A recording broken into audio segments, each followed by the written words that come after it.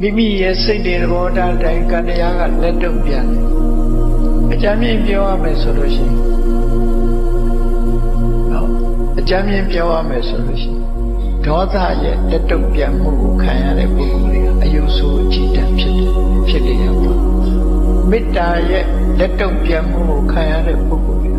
ဖြစ်လျက်ဘဝမှာရုပ်ဆင်းလပ်ပါဖြစ်တယ်ဒီလိုဆိုဒေါသကြီးလို့ရှိရင်ရုပ်ဆိုးတယ်မေတ္တာရှိလို့ရှိရင်အဒေါသဆိုတဲ့အမုန်းတရားကင်းစင်လို့ရှိရင်ဆင်းလပ်ပါတယ်ဒီလိုဆိုတော့အဲ့တော့ဒီကံတရားတွေဆိုတာအကောင်းကပဲဖြစ်ဖြစ်အဆိုးကပဲဖြစ်ဖြစ်ကိုယ်ရင်နဲ့ဖြစ်လာတဲ့ကံတရားတွေဟာ reaction လို့ခေါ်တဲ့တုံ့ပြန်မှုတွေရှိတယ်အမတ်တမဲ့မနေပဲနဲ့တုံ့ပြန်မှုတွေကလာမှာပဲတုံ့ပြန်လာပြီဆိုရင်အဆိုးတရားတွေအဖြစ်များလို့အဆိုးတရားတွေရဲ့တုံ့ပြန်မှုဟာဆိုးကျိုးတွေဖြစ်အကောင်းတရားတွေကိုယ်တဏ္ဍာမှာကုသိုလ်တရားတွေဖြစ်ကုသိုလ်တရားရဲ့တုံ့ပြန်မှုကတော့အမြဲတမ်းမှဒီစိတ်ချမ်းသာဝယ်ရကောင်းကျိုးချမ်းသာတွေနဲ့တုံ့ပြန်တာဖြစ်ဆိုပါစို့ဒါနကောင်းမှုတွေဘဝဆက်တိုင်းပြုလုပ်ခဲ့တဲ့ပုဂ္ဂိုလ်တွေလောဘဒီဘဝမှာတန်မှုတွေများတဲ့ပုဂ္ဂိုလ်တွေစီးပွားဥစ္စာအစဉ်တပြေတိုးတက်ပြီးတော့ဒါသူ့ရဲ့တုံ့ပြန်မှုအမတ်တမဲ့နေရင်သိချင်မှသိတယ်နော်နှစ်ပေါင်းများစွာအရှိန်ရလာအောင်လူမှုတန်မှုဒါနကောင်းမှုတွေကိုပြုတဲ့ပုဂ္ဂိုလ်တွေကဝဲသွားတယ်လို့မရှိဘူးဒါဘယ်သူကတုံ့ပြန်ဒါနတုံ့ပြန်တယ်ခေါ်တယ်သီလကိုချင်းတရားငယ်စဉ်ကတည်းကကောင်းတဲ့ပုဂ္ဂိုလ်ကြီးဘယ်တော့မှဘဝမှာအခြေအနေဆိုးတွေမဖြစ်ဘူးဒါဟာသီလရဲ့တုံ့ပြန်မှုခေါ်တယ်တတိတွေပညာတွေတိုးတက်လာတယ်တိုးတက်အောင်လေ့ကျင့်တဲ့ဒါဘာဝနာရဲ့တုံ့ပြန်မှုလို့ခေါ်တယ်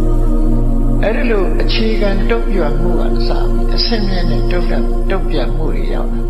ဘဝလူဘဝကနေပြီးတော့လူဘဝနဲ့ချမ်းသာတဲ့နတ်ဘဝနတ်ဘဝကနေပြီးနတ်ဘဝနဲ့ချမ်းသာတဲ့မြတ်ဘဝလူချမ်းသာနတ်ချမ်းသာမြတ်ချမ်းသာတို့နဲ့နိုင်ရှင်လို့မရတဲ့နောက်ဆုံးမှာထာဝရတည်မြဲတဲ့ချမ်းသာဒုက္ခလို့ဆိုအိဗံချမ်းသာဒီကံတရားတွေတုံ့ပြန်ပို့ဆောင်ပေးခြင်းသာလည်းဖြစ်တယ်အဲ့ဒီလိုကောင်းတဲ့ကုသိုလ်ကံတွေကတုံ့ပြန်တတ်တယ်လို့မကောင်းတဲ့အကုသိုလ်ကံတွေကလည်းဆိုးကျိုးနဲ့လက်တုံ့ပြန်တတ်တယ်ဆိုတာသတိထားကြရမှာဖြစ်တယ်။ကိုယ့်ရဲ့နဲ့ဖြစ်လို့ဘာမှမထီရောက်မဖြစ်တော့ဘူးလို့မအောင်မိတ်နေတယ်။တုံ့ပြန်မှုတွေကလာတတ်တယ်။ဒီနေ့တစ်ချိန်ကျရင်စူဆောင်းပြီးလိုက်အားရှိလာတာနဲ့တုံ့ပြန်ဒါနဲ့ပတ်သက်ပြီးတော့မြတ်စွာဘုရားကဆုံးမပေးထားတာကံတရားတွေသဘောတရားနဲ့ပတ်သက်ပြီးမြတ်စွာဘုရားဆုံးမတဲ့စကားလုံးလေးကိုမှတ်သားကြည့်ကြ။နော်ယာနိကရောတိပုရိသောတာနိအတ္တနိပတ္တိပုရိသောဆိုတာညာတော့အဖြစ်ယောက်ျားလို့ပြန်အဲ့တော့အမျိုးသမီးတွေမပါဘူးလို့မအောင်ပြီဒီလိုဆိုလိုတာမဟုတ်ဘူးပုရိတဆိုတဲ့စကားလုံးကတရဝါလို့ဆိုလို့ပုဂ္ဂလဆိုတာနဲ့တူတူပဲယဝယံကပုရုသဆိုတာပုဂ္ဂိုလ်ကိုရင်းညတာတက်ရှိပုဂ္ဂိုလ်ကြီးယာနိကရောတိပုရိသောတာနိအတ္တနိပတ္တိကိုလုထားတယ်ကိုလုခဲ့တဲ့အရာတွေဟာကိုယ်တဏ္ဍာမှာတွေ့ရမယ်ဒါကံကြမ္မာရဲ့တုံ့ပြန်တဲ့သဘောတရားကိုလုထားတယ်ကိုယ်တဏ္ဍာမှာတွေ့မယ်လို့သူဆိုတော့ကလူတွေရှိတယ်လေမိဘဘဝကလူစရာမိဘနှစ်ပါးစီကနေဝေးဖွာလာကြတာဖြစ်တယ်နော်တချို့ကြတော့သွားလာတယ်တချို့ကြတော့သွားမလာဘူးဒါတုံ့ပြန်မှုလို့ခေါ်တယ်ရုပ်ဆင်းလာတယ်ရုပ်ဆင်းမလာဘူးအသက်ရှည်တယ်အသက်တိုးတယ်ပစ္စည်းဥစ္စာပေါ်တယ်မွဲတယ်ဒါတွေကတုံ့ပြန်မှုလို့ခေါ်တယ်ပညာကြီးမားတယ်ပညာနဲ့ပါတယ်ဒါတွေကတုံ့ပြန်တယ်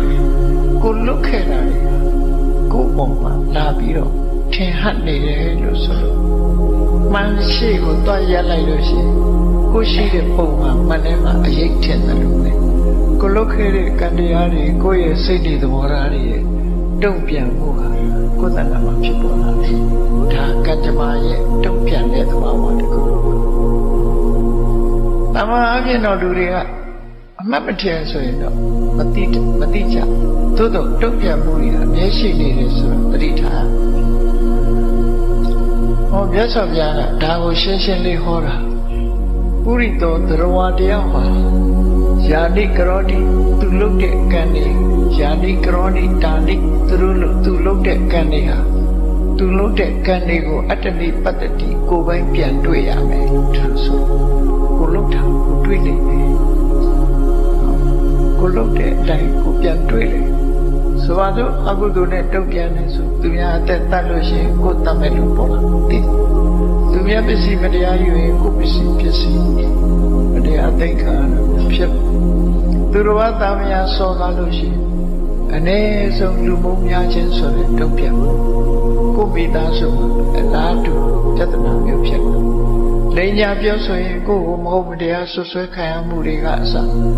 အပင်ငရဲဆိုတဲ့ဆင်းရဲဒုက္ခတွေတုတ်ပြန်ဝိဇေဝဆိုတာလည်းပဲကိုယ့်ရဲ့ဖြစ်လျက်ဘဝမှာအယူအနှံဖြစ်ခြင်းအပင်ငရဲကြခြင်းဆိုတာတွေလည်းတုတ်ပြန်တာပဲဖြစ်တယ်ဝိဇေဝကရှောင်ကျင်လိုက်ပြီဆိုရင်အယူအနှံဘဝမရောက်ဘူးအပယ်လေးဘုံမရောက်ဘူးလူဘုံနတ်ဘုံအသိဉာဏ်ရှိတဲ့ဘုံဘဝမှာအသိဉာဏ်ရှိလူလောကမှာပညာရှိပုဂ္ဂိုလ်မျိုးဖြစ်တာဒါတွေဟာကံကြမ္မာရဲ့တုံ့ပြန်မှုလို့ဆိုလူကသာလက်တုံ့ပြန်တာမဟုတ်ဘူး retaliate ဆိုကံတရားကလည်းလက်တုံ့ပြန်တယ်ဆိုတာတတိထားကြဒါကြောင့်မို့မြတ်စွာဘုရားကဟောတယ်ထင်ရှားတဲ့ဥပမာလေးနဲ့ယာဓိတံဝပတိပိသံတာဓိတံဟရတိကလံကိုစိုက်တဲ့မျိုးစိတ်အားလျော်စွာအဲ့ဒီမျိုးစိတ်နဲ့အလားတူတဲ့အသီးကိုရတယ်သူဆိုယာဓိတံဝပတိပိသံတာဓိတံဟရတိပိကလျာဏကာရီကလျာဏံပါပကာရိသပါပကကောင်းတာလုပ်တဲ့လူဟာကောင်းတာနဲ့တွေ့ရမယ်ကောင်းကျိုးရမယ်မကောင်းတာလုပ်တဲ့ပုဂ္ဂိုလ်ဟာမကောင်းကျိုးရနိုင်မယ်အချိန်တစ်ခုသာကြွားချမှုရှိရမှာတော့တေချာပါပဲ